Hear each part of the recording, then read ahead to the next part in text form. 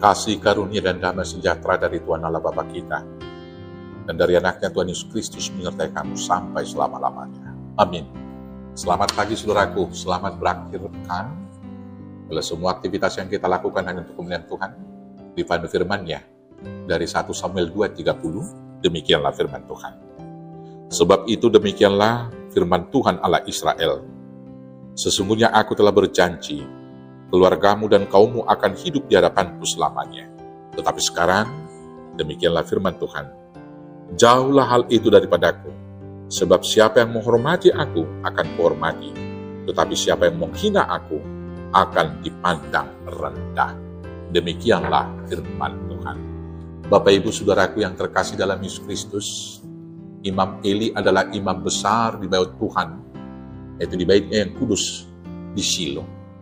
Dalam menjalankan tugasnya sebagai imam besar, Imam Eli dibantu oleh kedua anak-anaknya, yaitu Hofni dan Finehas. Dan mereka juga menduduki jabatan sebagai imam. Jabatan imam besar adalah jabatan yang paling penting dan istimewa di Israel. Dia memiliki hak keistimewaan dari Tuhan. Tuhan mendengarkan dua-duanya. Dan dia bertugas untuk mempersembahkan korban, mengadakan dua syafaat, dan memberi berkat kepada umat Israel yang datang untuk menyembah dan mempersembahkan kurban kepada Tuhan. Dalam arti yang lebih luas, imam besar adalah wakil dari perantara antara manusia dengan Tuhan. Dalam menjalankan tugas-tugasnya, kedua anak imam besar Eli, Hofni dan Finehas, tidak melakukannya dengan baik dan tidak sesuai menurut aturan firman Tuhan. Mereka berdua menghina Tuhan dengan mengambil korban-korban bakaran dari umat Israel dengan garpu yang bergigi 3 untuk dirinya sendiri. Dosa daripada mereka juga sangat besar, karena mereka juga melakukan perzinahan dengan perempuan yang melayani di depan pintu kemah pertemuan. Imam besar Ali juga melakukan dosa, karena dia tidak menegur anak-anaknya dengan keras. Ketika Imam Eli mendengar kedua anaknya melakukan dosa perzinahan, dia menasehatinya dengan begitu lembut, sehingga Tuhan menegurnya. Pada ayat 29, Tuhan berkata demikian kepada Eli, "Mengapa engkau memandang dengan loba kepada korban sembelihanku dan korban sajianku yang telah kuperintahkan? Dan mengapa engkau menghormati anak-anakmu lebih daripada aku? Sambil kamu menggemukkan dirimu dengan bagian yang terbaik dari setiap korban sajian umatku Israel? Saudaraku yang terkasih, karena kelalaian dan dosanya, Imam Eli dan kedua anaknya, yaitu Hofni dan Pinehas, dihukum Tuhan. Tuhan berkata kepada Eli dan keluarganya, mereka akan terputus dari kasih karunia Tuhan yang sudah dijanjikan sebelumnya. Sebagai tanda kebenaran firman Tuhan, dan sebagai kenyataan dari hukum itu, kedua anak itu mati pada hari yang sama. Dan hal itu terbukti ketika Hofni dan Pinehas kemudian mati di dalam peperangan secara bersamaan. Dan mendengar kabar tersebut, Eli juga mati terlentang di tempat duduknya.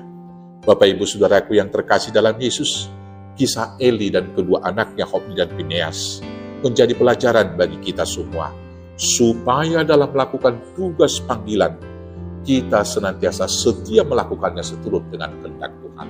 Kita harus memuliakan Tuhan dalam tugas-tugas pelayanan kita, bukan mencari kemuliaan untuk diri kita sendiri. Dan persembahan-persembahan yang akan diberikan umat juga, jangan kita ambil untuk menjadi kepentingan diri kita sendiri. Dan sebagai imam di tengah keluarga, kita juga memiliki tanggung jawab untuk mendidik anak-anak kita dengan keras, supaya mereka mengerti kebenaran firman dan hidup di dalamnya. Jangan memanjakan anak-anak sejak kecil, supaya mereka jangan tertawa ketika kecil, tetapi kemudian menangis dan mendapat hukuman setelah tua. Lebih baik mereka menangis ketika kecil, tetapi kemudian akan tertawa dan bersyukur kepada Tuhan pada masa tuanya, karena mereka menghormati Tuhan. Barang siapa menghormati dan memanjakan anaknya lebih daripada menghormati Tuhan, maka dia akan dihukum. Dalam perikop bacaan ini, berbanding terbalik dengan Eli, kita boleh membandingkannya dengan Hana.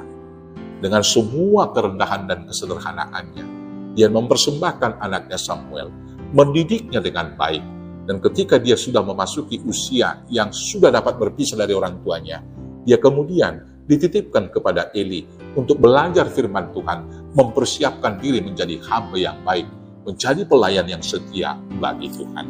Bapak Ibu, saudara-saudaraku yang terkasih dalam Yesus Kristus, kita diberikan tanggung jawab untuk membesarkan dan mendidik anak-anak kita. Jangan seorang pun dari anak kita yang hilang jiwanya karena kelalaian kita mengajar mereka.